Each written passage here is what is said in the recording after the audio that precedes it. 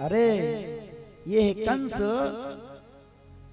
कन्यादान कर चुका है, यदि कन्यादान इसका सफल हो गया तो निश्चित रूप से इसका पाप कम हो जाएगा, क्योंकि कन्यादान महादान में आता है। और देवकी के ही पुत्र बनकर के भगवान आएंगे, तो यदि देवकी से कंस का प्रेम बना रहा तो भगवान कदापि नहीं मारेंगे। ऐसा देवताओं ने विचार किया और फिर आकाशवाणी की, अस्य स्वामष्टमो गर्भो हंतायाम बहसे बुध। ए अबुध कंस, तू जिस बहन को सजा धजा करके दुल्हन बना करके ले जा रहा है ना, उसी का 8वां लाल होगा तेरा काल। जैसे ही आकाशवाणी ने यूं कहा, एकदम से वो घबरा गया, क्रोधित हुआ और तुरंत रथ से उतर करके खड्ग से म्यान से खड्ग को निकाल लिया। अपनी बहन देवकी के सर के बाल को बड़े जोर से पकड़ लिया।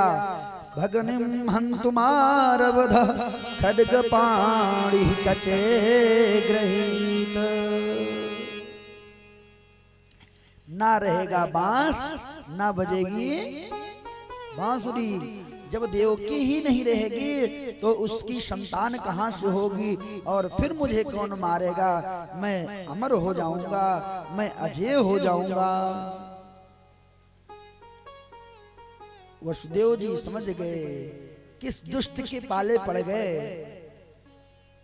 हाथ जोड़कर सामने खड़े हो गए, महाराज ऐसा तमानुजा बाला कृपणा पुत्री कोपमा हंतुम नारहसि कल्याणी इमाम तुम दीन वत्सला। हे महाराज, आप तो दयालु हो, कुछ तो इस बेचारी पर दया करो। देखो तुम्हारे क्रोध को देख करके कितनी कातर हो रही है, कितनी डरी हुई है। महाराज, तुम्हारी बहन है, इसे मार करके आप अमर हो जाओगे ऐसा सोचते हो, लेकिन ऐसा संभव नहीं है। जब व्यक्ति जन्म लेता है ना, तो मृत्यु भी उसके साथ में उसकी छाया बन करके जन्म लेती है। मृत्युर्जन्मवतां वीर देहेन सहजायते अद्यवाब्धो शतान्ते वा मृत्युर्वै प्राणिनां ध्रुवः। महाराज, अभी आप ये विचार कर रहे हैं कि मैं देवकी को मार दूंगा तो मेरी मृत्यु नहीं होगी, ऐसा कदापि नहीं है। मृत्यु तो साथ में ही जन्म लेती है। यदि आप अपनी बहन को मार देंगे ना, तब दुनिया क्या कहेगी? देखो, भोजराज ने अपनी बहन को ही मार दिया। देखो, महाराज कंस ने एक अबला पर, स्त्री पर, असहाय पर हाथ उठाया। महाराज, मृत्यु तो आनी है, लेकिन जीवन भर के लिए तुम्हें कलंक लग जाएगा। इसलिए मेरी मानो तो देवकी के पुत्र से तुम्हें संकट है ना, मृत्यु का भय है, तो निश्चित रूप से मैं आपको विश्वास दिलाता हूं, देवकी के जितने पुत्र होंगे वो सब मैं आपको दे दूंगा। बोलो वसुदेव जी महाराज की जय हो। माताओं, प्रिय बंधुओं, वसुदेव जी सत्यवादी थे, सत्य बोलते थे। उनका जब जन्म हुआ ना तो आकाश मंडल में दुबियां बजी, पुष्पों की वर्षा हुई। वो कभी झूठ नहीं बोलते थे। कंस को भी विश्वास था।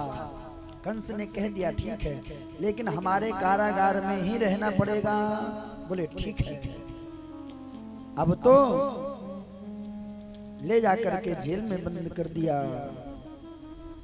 एक बालक हुआ, दो बालक हुआ, ले जाकर के कंस को दिया। कंस ने क्रमशः 6 बालकों को समाप्त कर दिया। अब 7वें बालक के रूप में भगवान शेष माँ देवकी के गर्भ में उपस्थित होते हैं। बोलो शेष भगवान की जय हो। भगवान ने महामाया को आदेश दिया, महामाया जाओ, जा करके माता देवकी के गर्भ में जो भगवान शेष हैं, जो उन्हें ले जा करके गोकुल में रह रही रोहिणी मैया के गर्भ में स्थापित कर दो। माया ने कहा प्रभु हमें दोष लगेगा गर्भपात का। बोले नहीं नहीं, आपको नहीं लगेगा, सारा अपयश कंस को लगेगा। और तुम तो भद्रकाली, महाकाली, दुर्गा, कात्यायनी अनेक नामों से कलयुग में पूजी जाओगी। फिर क्या था, महामाया प्रसन्न हो गई और देवकी मैया के गर्भ में पल रहे सप्तम बालक को ले जाकर के रोहिणी मैया के गर्भ में स्थापित कर दिया। और मथुरा की प्रजा ने कहना प्रारंभ कर दिया, देखो तो सही, कंस अभी तक जन्म लेने के बाद बालक को समाप्त करता था, अब तो उसने अब की बार गर्भपात ही करवा दिया। 8वें गर्भ के रूप में भगवान जब प्रकट हुए तब संपूर्ण कारागार चमकने लग गया। देवकी मैया का मुख देदीप्यमान हो गया। कंस सामने उपस्थित हुआ। देख करके कंस का भाव परिवर्तित हो गया। समझ गया हो ना हो मेरा काल देवकी का 8वां लाल गर्भ में आ चुका है। नारायण ही हैं जो मुझे मार सकते हैं और वही बहन देवकी के 8वें संतान के रूप में प्रकट होंगे। अब तो बाहर निकला, प्रत्येक दरवाजे पर 2-2 पहरेदार थे, तो 2-2 के बजाय 4-4 कर दिया। बड़े बड़े ताले लगवा दिए, पहरा और सख्त कर दिया और कह दिया कि 8वां संतान जब उत्पन्न हो तो मुझे खबर दिया जाए। बोलो जय श्री कृष्ण। जय श्री कृष्ण।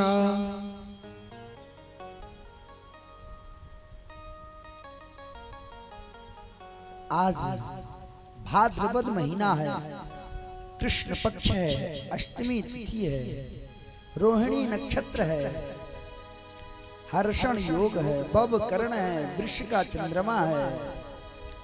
सारे ग्रह नक्षत्र अनुकूल हुए हैं। सारे देवता भगवान के स्वागत में उपस्थित हुए हैं। रात्रि के 12 बज रहे हैं। रिमझिम बारिश हो रही है। भगवान चतुर्भुज रूप में आज गर्भ में प्रकट होते हैं, कारागार में प्रकट हो गए।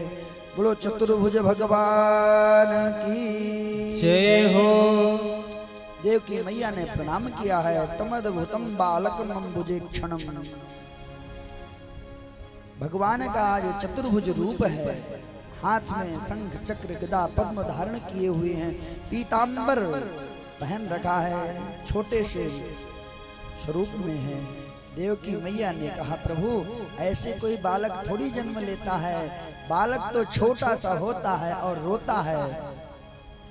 बोले मैया अभी तो मैं बताने के लिए आया हूँ, अभी तो हमारे पास में अस्त्र शस्त्र है। कंस मामा यदि आ गया ना तो हम आप सबकी रक्षा कर सकते हैं, लेकिन जब हम छोटे से बालक बन जाएंगे तब तो रक्षा नहीं कर पाएंगे। इसीलिए जब मैं छोटा सा बालक बनूं तो मुझे गोकुल नंद महल में छोड़ आना और वहां पर एक बालिका प्राप्त होगी, उसे ले आना। सारे देवता आते हैं, भगवान की गर्भ में स्तुति करते हैं, स्तुति करके जय जयकार करते हैं और अपने अपने धाम को चले जाते हैं। भगवान बाल रूप में प्रकट हो जाते हैं। आज महामाया के प्रभाव से सारे द्वार पे जो लगे हुए सैनिक थे, द्वारपाल थे, पहरेदार थे, वो सब सो गए। भगवान जब अपनी महामाया का प्रयोग करते हैं ना, तो फिर कोई कुछ समझ नहीं सकता है। बड़े बड़े ताले लगे थे, वो सब खटाखट टूट गए। हाथों में जो जंजीरें थी, पाँव में जो बेड़ियां थी, वो सब टूट गई। भगवान का स्पर्श करते ही भगवान को आज सर पे बिठाया है, जमुना जी में प्रवेश किया है। जमुना मैया ने रास्ता नहीं दिया है। अब तो जमुना जी में जब प्रवेश किया है वसुदेव जी ने, तो माँ जमुना और बढ़ने लग गई। और भगवान ने कहा है कि जमुना जी आपको रास्ता दे देंगी। आज तो रास्ता दिया नहीं, फिर आगे की तरफ बढ़ना प्रारंभ किया है। घुटने के बराबर जल था, कमर पर जल आ गया, नाभि पर जल चढ़ गया, छाती पर जल चढ़ गया, अब तो गर्दन तक जल चढ़ गया। मुख पे आने ही वाला था, अब तो टोकरी को ऊपर उठा दिया है। कोई ले कोई तो बचाओ। तो प्रिय बंधुओं, कोयलियो नाम का जमुना जी के किनारे एक गांव बस गया है। आज भी वो गांव है। भगवान ने तुरंत पैर नीचे उतारा। अरे जमुने, तो कुछ शर्म ना है, जे तिहारे ससुर जी लगे और तू सर पे चढ़ी जा रही है। बोले प्रभु, हमारे स्वामी हमारे दरवाजे आवे और हम पैर तक ना छू सकें। तुरंत भगवान ने पैर को नीचे किया है, तुरंत यमुना महारानी ने पाद स्पर्श किया है, तुरंत रास्ता दे दिया है। बोलो श्याम सुंदर जमुने महारानी की जय हो। जाकर के नंद महल में शयन कराया है बालक को। वहां पर एक बालिका प्राप्त होती है, उस बालिका को लिया है। बालिका को लेकर के जैसे ही आए, वो बड़े जोर जोर से रोने लगी। हाथों की हथकड़ियां पुनः, हाथों में जो हथकड़ी थी ना, वो फिर से लग गई। पैरों में जो बेड़ियां पड़ी थी, वो फिर से लग गई। गुरुदेव सुखदेव से प्रश्न करते हैं राजा परीक्षित, गुरुदेव, जब एक बार बंधन टूट गया, छूट गया, तो फिर से बंधन युक्त कैसे हो गए? बोले राजन, जब कोई परमात्मा को सर पे चढ़ाता है, भगवान के समीप जाता है, तो उसको माया नहीं पकड़ती। माया उससे दूर भगती है, माया उसको बांध नहीं पाती है। और जब महामाया को ही सर पे बिठा ले, तब तो बंधन होना अनिवार्य हो जाता है। बोलो जय श्री कृष्ण। जय श्री कृष्ण। आइए हम लोग गोकुल चलते हैं, किस तरह से नंद बाबा के यहाँ भगवान प्रकट हुए हैं। बोलो नंद के लाला की जय हो। ब्रज भाषा आप लोगों को समझ में आती है कि नहीं आती है? थोड़ी थोड़ी आती है कि पूरी तरह आती है?